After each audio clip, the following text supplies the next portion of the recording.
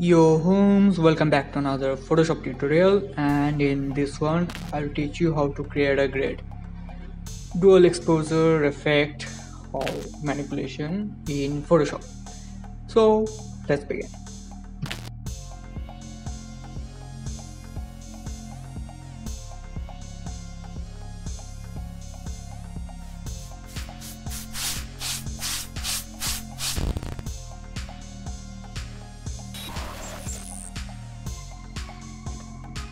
Now, as the name suggests, that it's a dual exposure, so you'll need at least two photos to make this effect. You can have more than one photo, making it a multi-exposure, but at least two photos.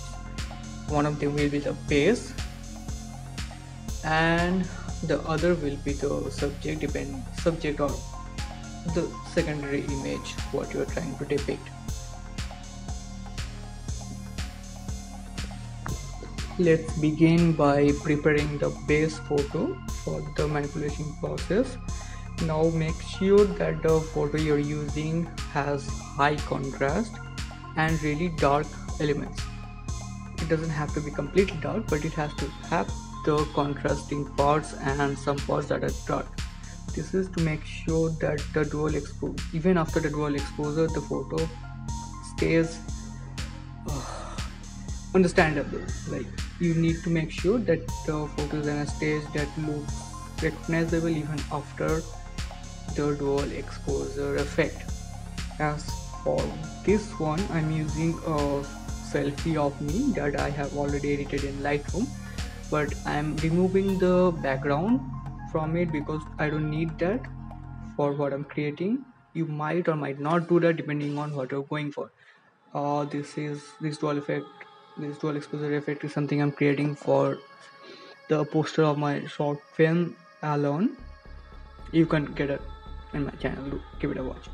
You know, So, and I'm using the quick selection tool to select it. The shortcut is W, and I am removing the backgrounds precisely after that using a mask and brush tool. I'm using the mask because that's non-destructible, and if anything goes on I can revert it.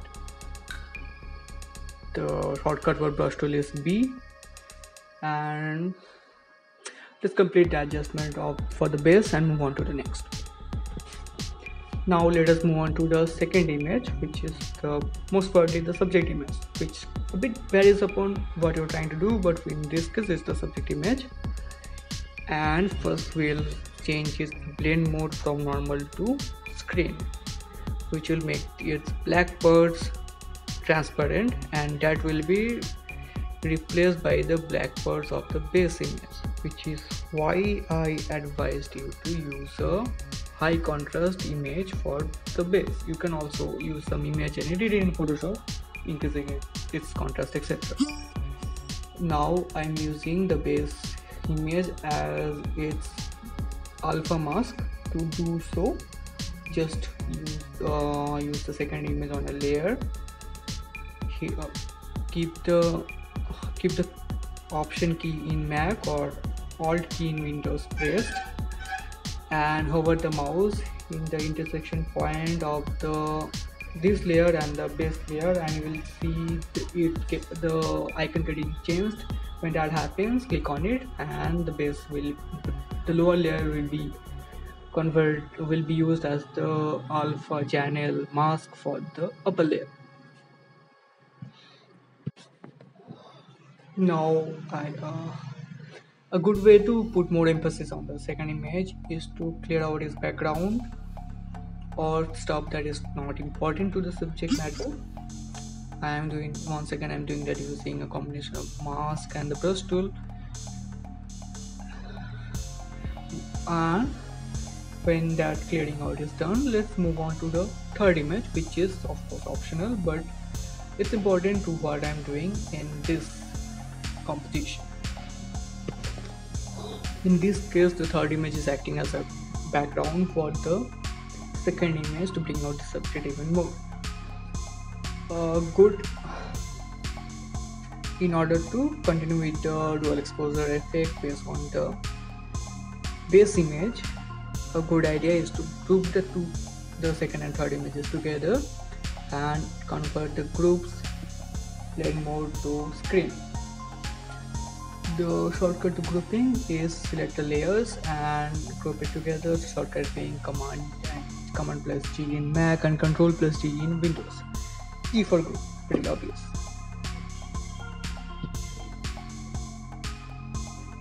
So this basically completes the basic part of the dual exposure effect.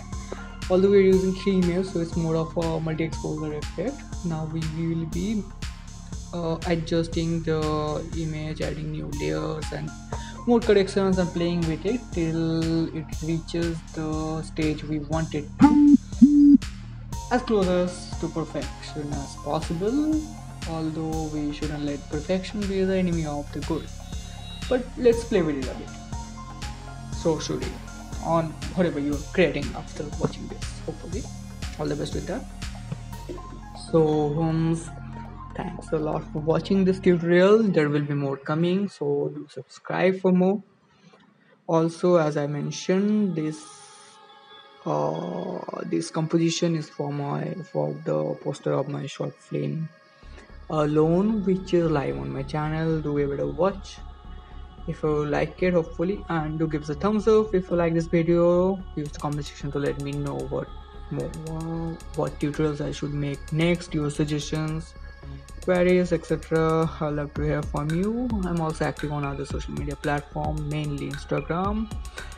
Links in the description below. And if you're looking for more stuff on graphic design, etc., then I'm also active on Behance.